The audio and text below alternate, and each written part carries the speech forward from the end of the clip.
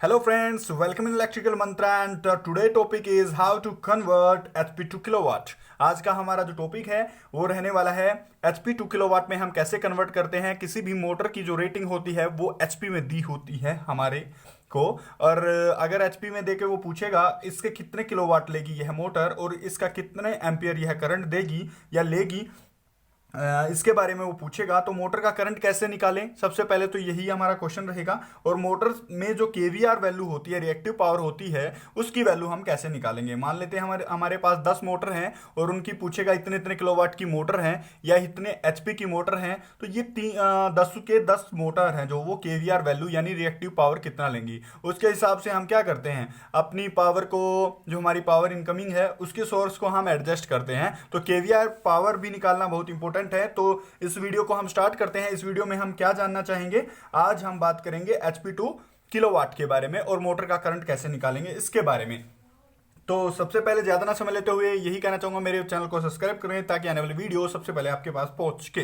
तो अगर हम बात करेंगे सिंगल फेज मोटर की, तो ये यहां पर हमारी सिंगल फेज मोटर है। और अगर इसकी रेटिंग्स की बात करें, दोस्तों, तो रेटिंग सिंगल फेज में जो हमारी वोल्टेज है वो वोल्टेज है 230 वोल्ट। और पावर फैक्टर की अगर मैं बात करूं तो पावर फैक्टर 0.8 हमने यहां पर लिया है। और एचपी जो हमने ली वो ली हमने 10 एचपी।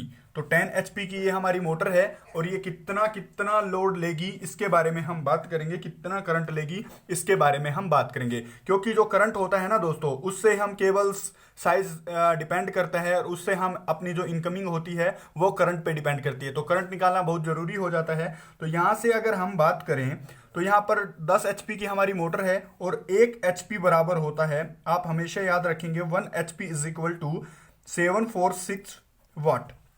जो हमारा 1 एचपी होता है वो हमारा 746 वोट का होता है। तो हमारे यहां पर दिया कितना है, हमको दिया गया है 10 एचपी। तो 10 एचपी की जो हमारी मोटर होगी, 10 एचपी की जो हमारी मोटर होगी वो कितना लेगी, 10 से मल्टीप्लाई कर दूंगा मैं 746 को। तो यहां पर जो हमारा आया वो आया 7460 वोट।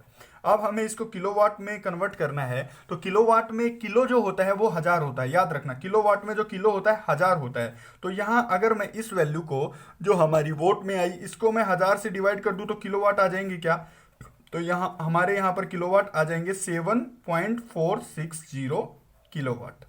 ये हमारे किलोवाट की वैल्यू हो गई। एचपी टू किलोवाट का तो हमारा फंडा यहां पर क्लियर हो गया। क्योंकि दोबारा मैं आपको बताता हूं, 1 एचपी कितना होता है 746 वोट का, और 10 एचपी हुआ 7460 वोट का। क्योंकि हम 10 एचपी यहां से हमने 10 से मल्टीप्लाई किया तो यहां भी हम 10 से मल्टीप्लाई करेंगे।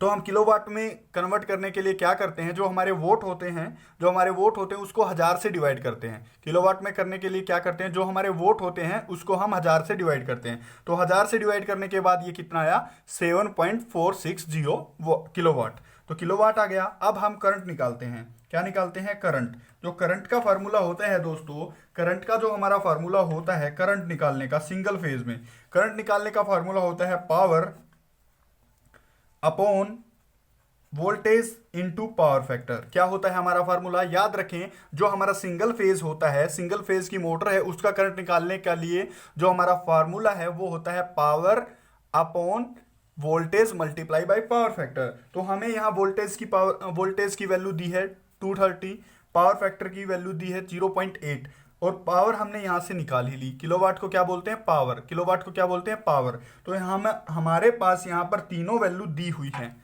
तो पावर की वैल्यू 7.460, वोल्टेज की वैल्यू 230 हमें दी है और पावर फैक्टर की वैल्यू 0.8 हमने यहां पर ली है। अगर यहां पर हमने कैलकुलेशन मैंने पहले ही कर रखी है, ये वाली कैलकुलेशन, क्योंकि अब करूंगा तो टाइम ज्यादा लगेगा। आप करके देखना एक बार इस फार्मूले को लगा के। तो यहां पर जो हमारी वैल्यू आएगी वो करंट की वैल्यू आएगी 40-40.5 एम्पियर के लगभग हमारे करंट की वैल्यू आएगी। तो फुल लोड करंट हमारा जो वोटर है वो फुल लोड पे कितना करंट लेगी, तो हमारा आ गया कितना, 40 एम्पियर। तो निकाला कैसे, करंट कैसे निकालते हैं, 1 फेज की मोटर का power upon voltage multiply by power factor. Power factor 0.8 लेना है और वोल्टेज लेनी है वो 230 लेनी है, और किलोवाट एचपी से किलोवाट हमने करके पावर यहां निकाल ही ली थी, ये था। और इसके बाद अगर हम केवीआर की बात करें तो केवीआर कैसे निकालेंगे? केवीआर, ये वैल्यू, ये जो मोटर है ये कितनी केवीआर ले रही है, रिएक्टिव पावर कितना ले रही है, ये कैसे निकाल लेंगे? तो इसके लिए जो फॉर्मूला है वो होता है power multiply by under root 1 minus power factor का स्केयर। पावर फैक्टर का स्केयर करेंगे, power multiply by under root, power multiply under root 1 minus power factor का स्केयर, और अपॉन कर देंगे पावर फैक्टर। अपॉन क्या कर देंगे? पावर फैक्टर कर देंगे। ये थोड़ा कैलकुलेटर इसमें आप यूज कर सकते हैं, कैलकुलेटर से ही ये वैल्यू आएगी, वैसे नहीं आएगी। तो अगर पावर की अगर बात करें तो हमने पावर पहले ही निकाल ली, थोड़ा इसको इधर कर लेता हूं। पावर हमने निकाली 7.460 मल्टीप्लाई, हमारा जो पावर फैक्टर था वो कितना था? हमारा पावर फैक्टर 1 माइनस 0.8 का स्केयर, और अपॉन क्या कर दूं? 0.8 ही कर दूं।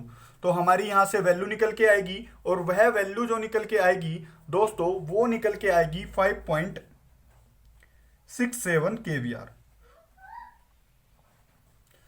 तो ये जो हमारी मोटर है ये केवीआर वैल्यू कितनी लेगी? 5.67 केवीआर वैल्यू देगी, यानी कि रिएक्टिव पावर इतना लेगी। अब आप देखेंगे अगर 10 मोटर है तो 10 से मल्टीप्लाई कर देंगे, और ऐसे हम कितनी भी मोटर हो अपना केवीआर निकाल सकते हैं। और करंट ऐसे निकाल सकते हैं, एक मोटर का निकाल लिया, बाद की वाली मोटर का अगर सिमिलर होंगी तो निकाल सकते हैं। और एक बात यहां पर मैं बताना भूल गया, 10 एचपी की जो हमारी मोटर है वो एक तो सिंगल फेज में नहीं आती है। यहां पर मैंने कैलकुलेशंस के लिए ऐसा माना था। अगर आप बोलेंगे फिर कमेंट में सर ऐसा ऐसा क्यों कर दिया आपने, तो ऐसे एक कैलकुलेशन को इजी बनाने के लिए हमने किया था। तो अगर यह वीडियो आपको अच्छी लगी हो तो प्लीज इलेक्ट्रिकल मंत्रा को सब्सक्राइब करें, ताकि आने वाली वीडियो सबसे पहले आपके पास पहुंच के। धन्यवाद।